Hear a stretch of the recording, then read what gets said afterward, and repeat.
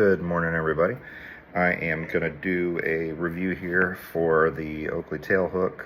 These are an older frame from 2015, but their relevance is starting to come back because Oakley, in its 50th anniversary, decided to do a titanium release of the Oakley Tailend from that family, which had the Mars rounded design, throwback to its ex-middle. That also came out in the same year in 2015, so here we are 10 years later. And you see them re-releasing them, but in a titanium. I'm hopeful they'll do these in a titanium, but either way, the Tail series is a great series. Sport RX did a review of them back in the day, which is kind of what sold me on buying into them, because I was looking for an aviator that was more professional looking, clean. I had tried the Contrail, didn't really care for it. Just the way it was too close to it was a little bit too tall for what I wanted, too close to my eyelashes. Again, I've mentioned that in my prior reviews for me. So I stumbled upon these. I'd been looking at them for a while and was trying to figure out the differences between the Tailhook, the Tailend, the Tailpin, and the Tailback. So in terms of square aviators, there's the Tailhook and the Tailback. So these are the Tailhook. So these have the taller lens, same width. The Tailhook and the Tailback are the same diameter or width, but they're not the same height. So these are the taller lens. If you have a bigger face, you'll probably want the Tailhook. They're a little bit bigger, give you more coverage down below. They're a base 6 curve, and so what that means is they're going to be a partial wrap. They're not going to be a completely flat aviator. They have some curve to them this way. So they'll still have some light intrusion on the sides. These are not the factory lenses that came with these. I have those, but those are not the ones I brought with me on travel. So these in particular are the Fire Red Orange Mirror by Sunglass Fix from Australia. They have the blue hue or FOV, similar to what the classic Ruby lenses are. I really like that. They have a nice potent mirror, like you see, like right there. You can see through them. You put them on, and you don't really see through anymore. And they have a nice anti-reflective coating, nice smooth polished edges, very high quality lens.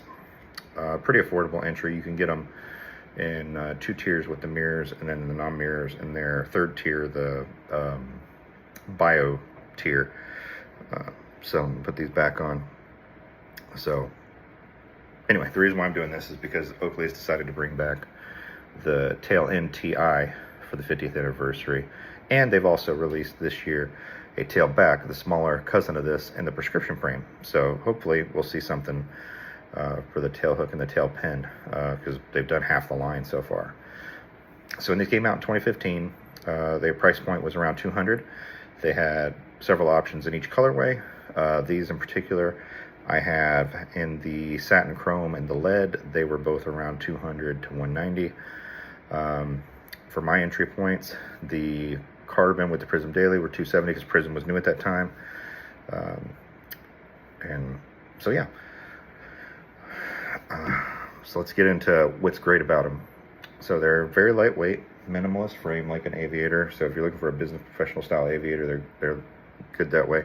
If you have a wider head or a smaller head, the really nice part is they have spring-based hinges. They have some flex and give to them. Don't overstretch them, but they can go out pretty wide, you see, and they start in pretty narrow. So for me, they pretty much just straighten up. And they have Oakley's patented 3-point fit, the stems on the outside, and then the center with the bridge. The bridge uses they had gone away from the nose pads that like snap in to these saucer-shaped or gel dual cushion nose pads, which originally I didn't like, but I've actually grown to love them. They are actually more comfortable in my opinion. So you can adjust these, pull them out, widen them out, whatever. You just gotta be careful when you're adjusting them because they are not a full rim. There's not as much rigidity from point A to point B. So when you're pulling these, you wanna make sure you don't pull the inner portion of the frame stem away from the lens housing to provide that security when it seats the lens, and pull the nose initial base.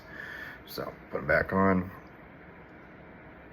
So like I said, very comfortable, ultralight. This version 2015 was made with the C5 alloy, as is the new one for the prescription. Now the Tailend that they've released this year, there's 4 colorways right now. Those are titanium, so they're going to run you higher. They're in the 400 range, and so as a result, most of that's due to the titanium component, but also, you know, inflation. It's been 10 years since they released these. And there are now all prism lenses, so there's a couple different cost markups there. And then also because it's the 50th anniversary, and Oakley's kind of price gouging, if you've seen that with some of the stuff they've come out with in the last 18 to 12 months. If it's a highly popular frame, especially with something that has a tie back to their history, they tend to be marking it up more. You can see that with the Plantaris, because those are all in the 300 plus, because they have that Romeo X metal design, especially with the titanium version that was $1,000, ridiculous, or $2,000, sorry, they were ridiculously priced. You don't see that with any of their other titanium frames, to the point of the Tailend is at the 480, the Contrail TI was in the 300s, the Holbrook TI, again, that part's just idiotic to me. But back to this model. So the Tailhook, they got that nice, you know, clean, professional looking aviator, and you can get great replacement lenses from Sunglass Fix, Seek Optics, or Saucer Optics. I've used all three of those. Those have all been very durable quality for the last 2 years that I've been buying these. You can try some other third parties. I probably wouldn't, because you need to make sure that they are thick enough that when what made these nice was they were the rimless. So how the lens is being held in, they've got these notches here, and there's a little notch in each lens that holds them into place. And as you pull it away, you'll see it start to separate. There's just a tiny little notch, and it has to sit just right. And if you don't get it in there, like fully seated, it could pop out. And so when you're doing that, you know, take your time. Don't force it. You could cause the lens to delaminate or separate in coating areas, things like that. You don't want to damage lenses. But on the back side, you can see here, I'll move my finger in a second, but you can just barely see the notch coming through back here. It's longer than that, but that's the part you see past the frame housing that holds the lens in. So these were originally the lead, so these are the darker of the two. These had the positive red. I have a pair with the positive red in them. I bought a second and third pair because that was primarily the ones I could find brand new from Zone Optics on eBay, and I wanted to get them brand new, not secondhand. But you can find these as, you know, donor frames for 50 to 60 bucks, and then get yourself some brand new lenses from a company and have a brand new looking set of, you know, very nice minimalist aviators for less than 100 bucks all when you're all said and done. So these are the satin chrome. These came with the ice. In this particular pair, I have the light blue, or steel blue as I like to call it, from Sunglass FX. Has that nice light blue mirror. Again, high density, almost like a chromium blue. And neutral gray tint, or base lens and FOV. But what I like about these, you know, most aviators, they're very bland, very generic. You don't see too much to them that says that you could differentiate between a Ray-Ban, a Maui Jim, Prada, you know, whoever. Pick a, you know, unless you get to the back here and there might be something unique or different, you're really not going to find a difference. Where Oakley made theirs distinctive is here on the side of the stem. There's this little, you know, switchback or deviation in stylization, where they come down, pivot, and then realign, almost like a little lightning bolt or something like that. So you can always tell when they're an Oakley one because they have this, and the Tailend has them, the Tailhook, Tailback, Tailpin all have it. So yeah, great functional aviator for business professionals. They look great, but if you don't want that stuff down behind your ears, they come back, they have that 3-point fit. Plenty of customization options available for them at this point. From a lens standpoint, you can order new socks, get replacement parts, and they're actually still in healthy supply. For whatever reason, they just weren't very popular at their time. Very underappreciated frame, if you ask a lot of O collectors, for what they are. You know, ultra lightweight. You can carry 2 pairs in a container, and they look sharp.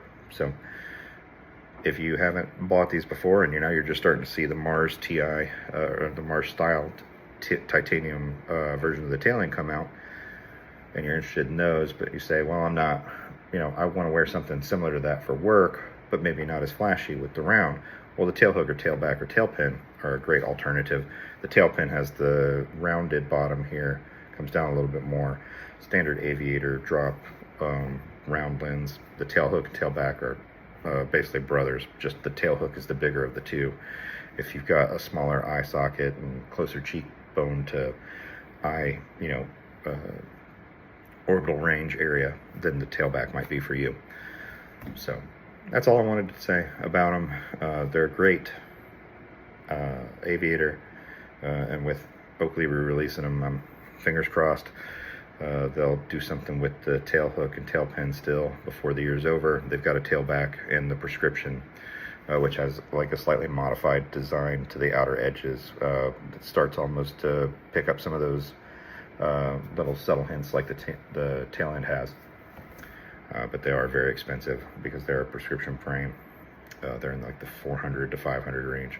So, and even though they're not titanium, I'd very much like to get a pair so I could get some custom lenses made for them. They look very sharp. So that's all I got. That's my quick review. Everybody have a great weekend.